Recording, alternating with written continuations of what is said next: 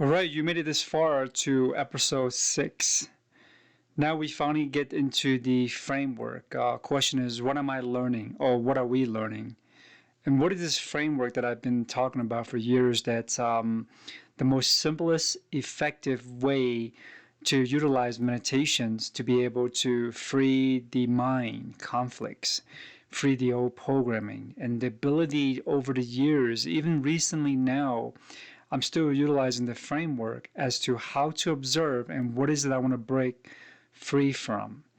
And then, even this week, there is a new energy that is coming through. It isn't just an energy, it is all about our inner work, our inner reflections. And that framework is giving the ability what we always refer to choices. I always say choice, it is an illusion of choice. Choice is, but that is conditions.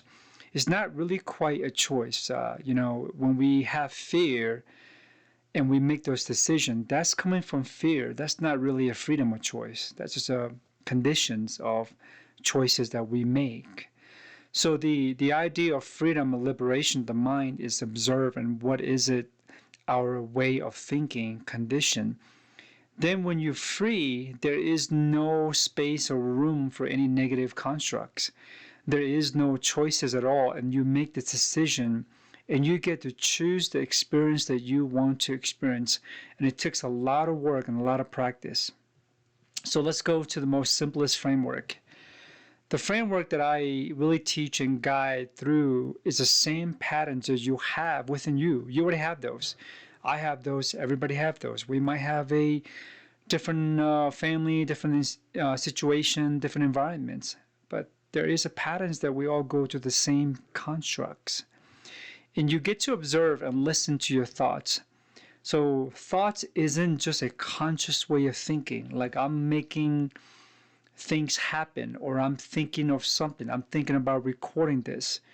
But there's a way to observe and listen what exactly is doing, and you get to really see and listen to those thoughts. And it's very important because the power of the mind isn't something you can conceptualize or analyze that you're already doing it conscious or unconscious doing every day. And since you are born without knowing how to access it, because we're not really been taught how to really get into the deep nature of the mind. We only been taught how to do certain things. We know the how and why certain things works, and we apply those through educations and knowledge. And certain things we do need those. Those are very important. Those are different type of intelligence. But the intelligence, the minds of the inner knowing is really to see what's happening within our mind, the nature of it. And that is the ability to say the choice I made is the choice that I choose consciously without any of the old programming, any of the belief system, and any of the negative aspect, or especially fear. So in the last, few years since actually 2015, more conscious aware of these patterns and how to break them away from the mind or thought patterns. And that is almost like 9 years of direct experience as I continue my healing with other teachers and even myself applying and teachings, teachers and students kind of mentalities. I'm still learning new things about the self. So the framework is not to give you or point you another new information. That's just another book reading knowledge. Then there is no direct experience because we listen, we hear things, we add more information, and we just repeat it.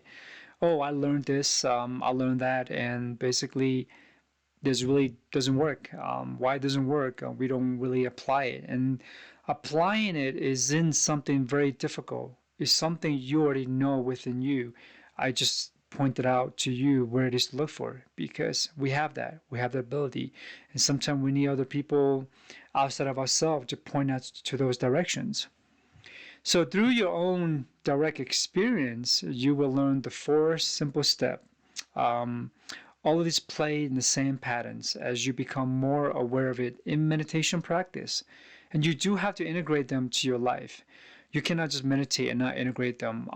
Then you really just still right back into your conceptual mind.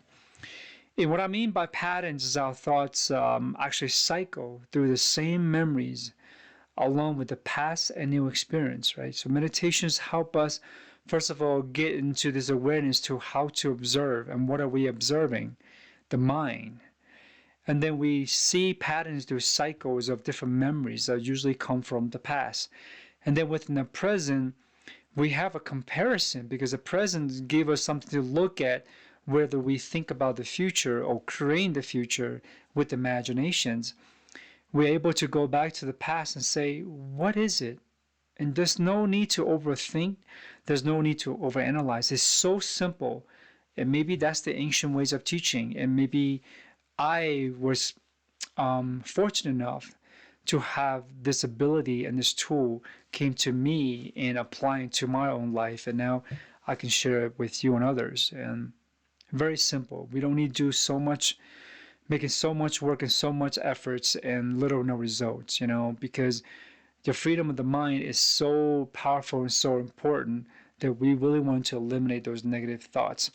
And here's interesting because we hear a lot about, you cannot quiet the mind. The mind's constantly moving. Who says so? Who say that? Unless you experience it, you're not going to know that you do have that ability to quiet the mind. And what's so important about not just quiet the mind, you can absolutely continue to think consciously, but your own negative conscious and subconscious program is not there at all. And occasionally they creep up. You go back right into the meditation, the framework, and you get to see where it come from.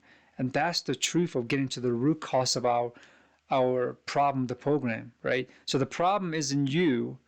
The problem was never was you to begin with, but it's all coming from the programming that we inherit or that we consciously or subconsciously made agreement, accept belief system. Okay, so number one, that is observe the mind, because you're going to learn a new and simple way of how to observe and what to observe. It's more simple than you think, but it's very powerful because you don't only spend years of meditation and have no idea what's happening and how to do it. The second pattern is breaking free of the patterns, because you have to know how to break free, right? This is where you learn how to end conflicts, which arise when you are stuck between choices, right? So choice is conflict when you make decision and choice because you're not free. Freedom of choice is what? Is when you have no need for choice, when you do not have fear. You act on the things that, out of love, out of excitement, out of joy, okay? So, or you also get to see unwanted patterns that arise, and you will learn how to ask yourself, why do they affect you? And learn a simple way to break these patterns. But it's up to you, whether you choose to observe them long enough to use this tool to break patterns so they no longer affect you. So breaking free the patterns where you will learn how to end conflict, which will arise when you are stuck between choices. Well, freedom of choice is not free.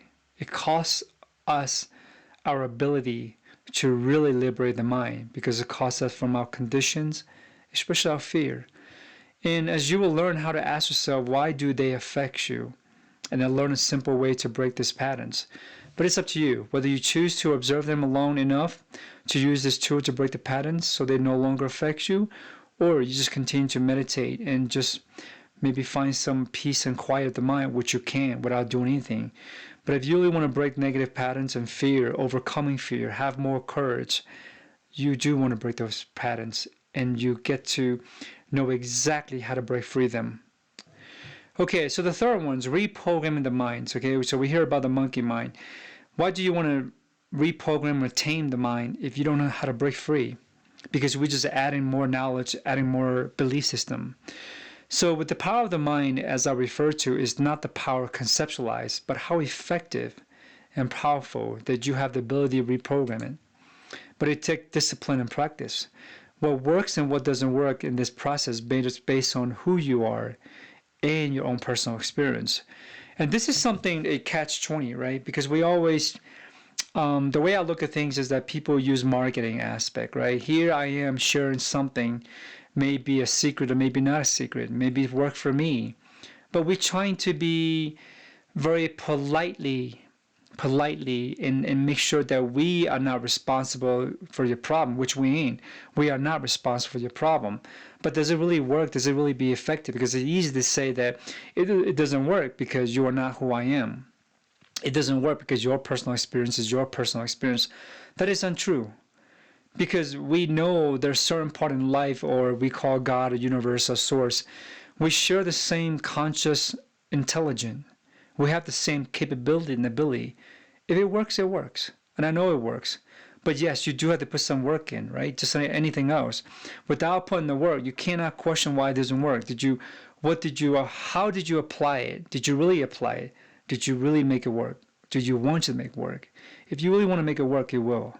And that's the truth of things. If it doesn't, you're always going to find an excuse to not making it work, right? So reprogramming the mind is point to you the direction, a simple way to reprogram. That's it.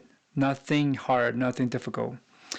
Okay, so when I teach you how to reprogram the mind based on your program, do you know what is your current programming? And that's the beauty of the meditation. You get to observe what is your current programming. Without knowing that, what are you reprogramming, right? It's like changing one habit to a second habit, but the old root cause of the problem is still there. You're not really changing. You just kind of keep covering up layers and layers and layers. Lastly, integration. Integration is everything. So if you don't learn how to integrate this change into society, into your life, you'll never break free from conflict, whether internal or external, right? So it takes patience and work to integrate all this, meaning you will need to take action when thoughts patterns arise. As you are being challenged by your own reflections, worthiness, an emotional roller coaster, chaos, you will learn the tools to change your life for better. And I promise you, this framework will give you a better life, improve your life, because you're making change to you that only you can liberate yourself. Nobody else can. Thank you for watching this. I'll see you in the next video and audio. Bye-bye. Hello, I'm Choi Ying with Integration Meditation. Together, we unpack the mind through meditation talk, bringing awareness and process to free the mind.